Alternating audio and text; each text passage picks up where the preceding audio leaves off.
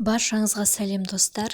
Бүгін сіздерге ашытқысы жасалатын шелпектің рецебімен бөліскім келіп отыр. Өте жұмсақ болып шығады. Міндетті түрде жасап көріңіздер. Менің каналыма тіркеліп, лайк басып, комментарий қалдыруды ұмытпаңыздар. Қоңырауша белгісін басып қойыңыздар. Ендігі рецепт түсірген кезде, салған кезде, менің видеом шығып тұратын болады.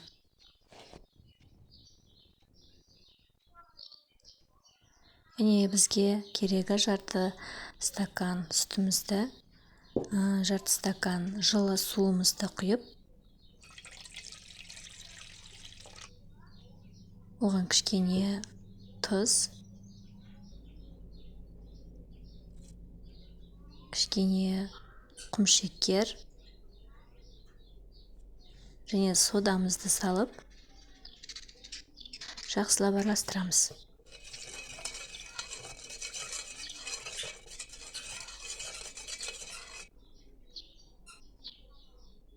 Кішкентай ас қасықпен 2 ас қасық майонез салып араластырамыз.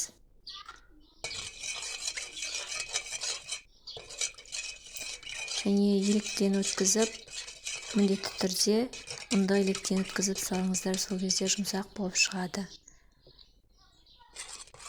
Осылай бірінші қасықпен араластырып аламыз, арасында ірітігі қалмас үшін. Солай қамыр илеп,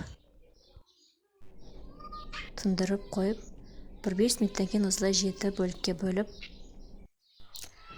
жұқарақ қып жайып, майымызды қыздырып, осылай пісіріп аламыз.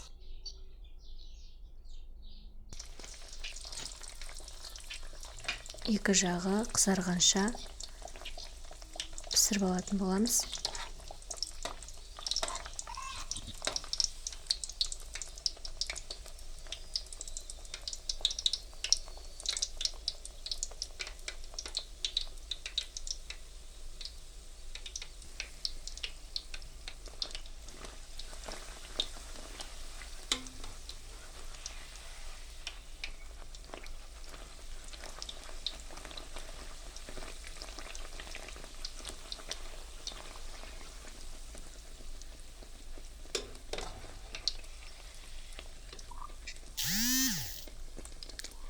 Достар, екінші жағын ауыстырып, ол жағда қызарғанша осылай пісіріп аламыз.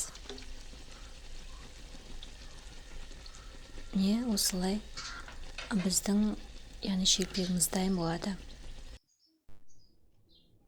Жұмсақ болып шығады, ешқандай қорықпай жасаңыздар болады. Дәмі де әдемі болып шығады. Міндетті түрде жасап көріңіздер. Негізі 7 шелпек қып пісіргенмін. Үшеуін шыдай алмай жеп қойдық. Өте дәмді болған. Содан қалған 4-еуін пісіріп үлгердім сіздерге. Ас болсын, міндетті түрде жасап көріңіздер.